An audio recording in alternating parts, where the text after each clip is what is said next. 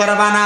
আনাস ইবনে মালিক বলে, জগৎবাসীরা আল্লাহর সঙ্গে শিরিক না করে এক আল্লাহর ইবাদত করে, যখন আল্লাহ তাআলার কোনো বান্দা তার জীবনটাকে আল্লাহ এবং তার রাসূলের জন্য বিলীন করতে পারে, আমার আল্লাহর পক্ষ থেকে আমার রাসূল যা নিয়ে এসেছে এগুলার প্রতি ঈমান রাখে, এগুলার প্রতি বিশ্বাস রাখে, রাখার পরে আমলে জিন্দেগিতে বাস্তবায়ন করে, তখন ওই ব্যক্তি হয় প্রকৃত ঈমানদার। কিন্তু আমার আল্লাহ তাআলা আবার সুন্দর করে ঘোষণা করে দিচ্ছেন, দুনিয়ার মানুষ ফি সাবিলিল্লাহি বিআমওয়ালিকুম, তোমরা তোমাদের মাল দ্বারা সম্পদ দ্বারা আমার আল্লাহর রাস্তার মধ্যে জিহাদ করো। মাবুদ, আমরা কেমনে আমাদের মাল দ্বারা জিহাদ করব? এ আয়াত যখন আমার দয়াল নবীর উপরে নাজিল হয়ে যায়, তাফসিরে জালালাইন শরীফের মধ্যে লক্ষ্য করে দেখলাম, এবং আমার আলা হযরত ইমামে ইশকে মুহাব্বত ইমাম আহমদ রেজা খান ফাজিল বেরলভী রহমাতুল্লাহ আলাইহি, উনি ওনার তাফসিরে কানজুল ঈমান নূরুল ইরফানের মধ্যে হযরতে আহমদ ইয়ার খান নঈমি রহমাতুল্লাহ আলাইহি ঘোষণা করে, জগতের মানুষ আল্লাহর রাস্তার মধ্যে দান তো করবা, দান তো করবা, তবে শোনো, এই আয়াত যখন আমার নবীর উপরে নাজিল হয়ে যায়, নাজিল হওয়ার সাথে সাথে আমার আল্লাহ তাআলার পেয়ারা হাবিবের দরবারে প্রখ্যাত একজন নবীর সাহাবী হযরতে আবু তালহা রাদিয়াল্লাহু তাআলা আনহু আমার নবীর দরবারে দৌড়াইয়া আইসা হাজির হয়ে গেছে। ডাক দিয়া বলে, ইয়া রাসূলুল্লাহ, ইয়া হাবিবাল্লাহ, নবী গো, ও দয়ার নবী, আপনি নবীর কাছে আমার আবদার। এই মুহূর্তে আয়াত নাজিল হলো, জিবরাইল আপনি নবীকে ঘোষণা করেছে আল্লাহর রাস্তার মধ্যে মাল দ্বারা এবং আনফুসিহিম নিজের নফস দ্বারা অথবা নিজের দেহ দ্বারা জিহাদের মধ্যে অংশগ্রহণ করার জন্য। নবী গো, আমার কাছে এমন কোনো বেশি সম্পদ নাই, তবে আপনি নবী রহমতের নবীকে আমি আমার সামান্য সম্পদের যে অংশ আছে এগুলা আমি আপনি নবীর জন্য দিয়ে দিতে চাই।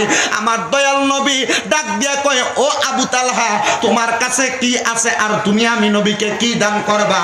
উনি ডাক দিয়া বলি, ইয়া রাসূলুল্লাহ, বুরিয়াহ নামক একটা বাগান, যেই বাগানটার মালিক আমি আবু তালহা, নবী গো, আমি আপনি নবীর কাছে ওই বাগানটা দান করে দিতে চাই। আল্লাহর নবী শুকরিয়া আদায় করলেন, বললেন আলহামদুলিল্লাহ। আবু তালহা, শোনো রে, ওই বাগানটা তুমি আমি দয়াল নবীকে দান না কইরা এই বাগানটা তুমি তোমার পরিবারের জন্য খরচ করো। ইয়া রাসূলুল্লাহ, কেমন করে পরিবারের জন্য খরচ করব? নবী বলে, এই বাগানের মধ্য থেকে তিনটা অংশ বের করবা, একটা অংশ বের করে তুমি তোমার পরিবার পরিচালনার জন্য রাখবা, আরেকটা অংশ তুমি তোমার এলাকার মানুষের জন্য রাখবা, আরেকটা অংশ তুমি তোমার গোত্রের মানুষের জন্য রাখবা। আবু তালহা ডাক দিয়া কয়, ইয়া রাসূলুল্লাহ, ইয়া হাবিবাল্লাহ, নবী গো, আমি আমার বাগানের অংশ থেকে আমার পরিবারের ভরণ পোষণ চালাবো, এলাকার মানুষকেও দিব, আবার গোত্রের মানুষকেও দিব। নবী গো, কারণটা জানতে চাই, এটার মাধ্যমে কি আমি আমার দানটাকে আল্লাহর কাছে প্রিয় বানাইতে পারবো? আমার আল্লাহ না বলেছে, যতক্ষণ পর্যন্ত আমাদের প্রিয় বস্তু থেকে আমরা দান না করব, আমার আল্লাহ তাআলা আমাদের দানটা কবুল করবে না। নবী বলে, আবু তালহা রে, নিজের পরিবারের জন্য খরচ করা এটা হলো এক নাম্বার দান। সদকা করার চাইতে বেশি উত্তম নিজের আহলে আওলাদদের জন্য খরচ করা, এটা হলো সবচাইতে বড় সদকা। এটা হলো অন্যান্য জায়গায় 100টা সদকার চাইতে উত্তম। নিজের গোত্রের মানুষ, বংশীয় মানুষের জন্য খরচ করা, এটা হলো সবচাইতে বড় দান। ইয়া রাসূলুল্লাহ, তাহলে আপনি কি বুঝাইতে চাইলেন?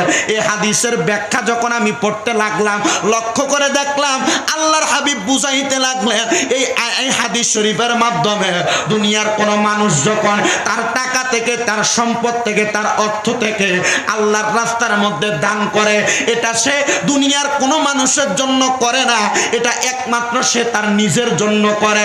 নবী গো, আমরা তো নিজের জন্য করি, কিন্তু আপনি নবী, রহমতের নবী, আমাদেরকে বলে দেন না আমরা নিজের জন্য করার কারণে আমার আল্লাহ তাআলা আমাদেরকে কি প্রতিদান প্রদান করবে। বন্ধু আমার, আপনি যদি 50 টাকা নিয়ে ডুমুরিয়া বাজারে যান, দোকানিকে দেন,